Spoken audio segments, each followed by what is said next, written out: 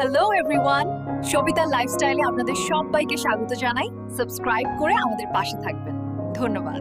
নমস্কার, কেমন আছেন সবাই? আশা করছি সবাই খুব ভালো আছেন। আবারও একটা নতুন ব্লগে আপনাদের সবাইকে স্বাগত। সবাইকে জানাই গুড মর্নিং। আজকে ব্রেকফাস্টে বানাবো পাস্তা। তার জন্য এখানে নিয়েছি পাস্তা নিয়েছি, আর এখানে বাটিতে দুটো ডিম ফেটিয়ে রেখেছি, 2 পিস ডিম। একদম ঘরোয়া পদ্ধতিতে বানাবো। আর ঘরে এই কটা সবজি ছিল, গাজর, ক্যাপসিকাম, পেঁয়াজ, কাঁচা লঙ্কা আর টমেটো। আর এদিকে আছে রিফাইন অয়েল, সয়া সস আর টমেটো কেচাপ। এগুলো দিয়েই বানিয়ে নেব। আর এই সাইডে আছে সামান্য নুন। গ্যাসে কড়াইটা বসিয়ে জল দিয়ে দিয়েছি। দেখুন জলটা ফুটে উঠেছে। এবার একটু সামান্য নুন দিয়ে দিলাম, দিয়ে একটু রিফাইন অয়েল দিয়ে দেবো ওপর দিয়ে, যাতে পাস্তাটা একদম ঝরঝরে হয়ে যায়, একটার গায়ে একটা না লাগে।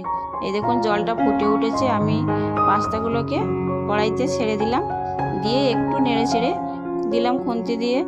এই দেখুন 10 মিনিট ফোটানোর পর সেদ্ধ হয়ে গেছে পাস্তাগুলো। এবার আমি একটা ছাঁকনিতে ঢেলে নিলাম। দেখুন কি সুন্দর ঝরঝরে হয়েছে, একটার গায়ে একটা লাগেনি। তারপরে গ্যাসে কড়াইটা বসিয়ে দিলাম, দিয়ে কড়াইটা গরম হয়ে গেছে। এই দেখুন তেল দিয়ে দিয়েছি, দিয়ে এবার ডিম দুটোকে একটু ভালো করে ঝুড়ো ঝুড়ো করে ভেজে নেব।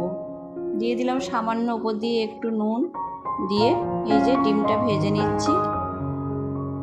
হয়ে গেছে আমার ডিম ভাজা করা। বাটিতে ঢেলে নিয়েছি। ওই কড়াইতে দিয়ে দিলাম রিফাইন অয়েল, দিয়ে তেলটাকে ভালো করে একটু নেড়ে চেড়ে সবজিগুলোকে দিয়ে দিলাম।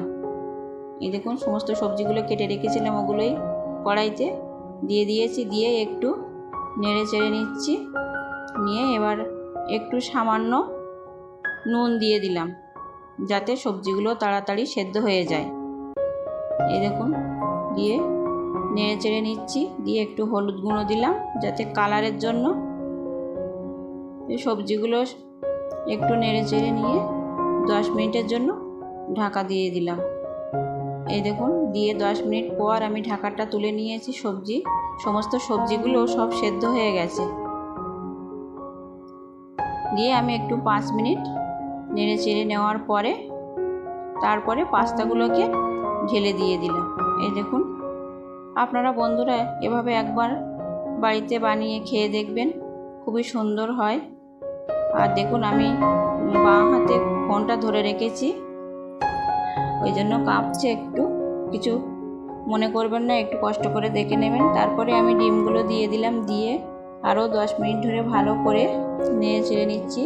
এবার স্বাদ মতো নুনও দিয়ে দিলাম, দিয়ে ভালো করে নেড়ে চেড়ে নিচ্ছি যাতে নিচটায় না লাগে।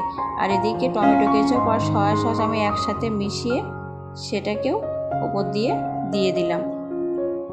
এই দেখুন দিয়ে দিয়েছি। দিয়ে আরও একটু নেড়ে চেড়ে নিচ্ছি যাতে সমস্ত পাস্তার গায়ে সসটা মিশে যায়। আমি নুন ঝাল সব কিছু ঠিকঠাক দিয়েছি। দিয়ে একটু ভালো করে আরও একটু ভালো করে নেড়ে চেড়ে নিচ্ছি পাস্তাগুলোকে। তারপরে হয়ে গেছে এই দেখুন আমার পাস্তা।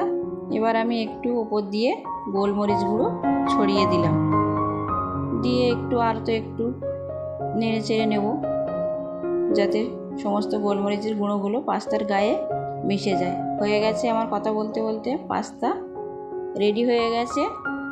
এই দেখুন কি সুন্দর হয়েছে, ঝরঝরে এবং টেস্টিও হয়েছে। আমি ব্রেকফাস্ট নিয়ে বসে পড়লাম। এই দেখুন সাথে চাও নিয়েছি, নিয়ে বসে পড়েছি। আর এই দেখুন চা নিয়েছি, আর ওই সাইডে আছে পাস্তা। বন্ধুরা খুবই সুন্দর হয়েছিল, টেস্টি হয়েছে খেতে। যাই হোক বন্ধুরা, ভিডিওটা ভালো লাগলে একটা লাইক কমেন্ট সাবস্ক্রাইব করে পাশে থাকবেন। সবাই ভালো থাকবেন, সুস্থ থাকবেন আর সাবধানে থাকবেন। দেখা হচ্ছে আবার নেক্সট ব্লগে। ততক্ষণে সবাই খুব ভালো থাকবেন। ধন্যবাদ সবাইকে।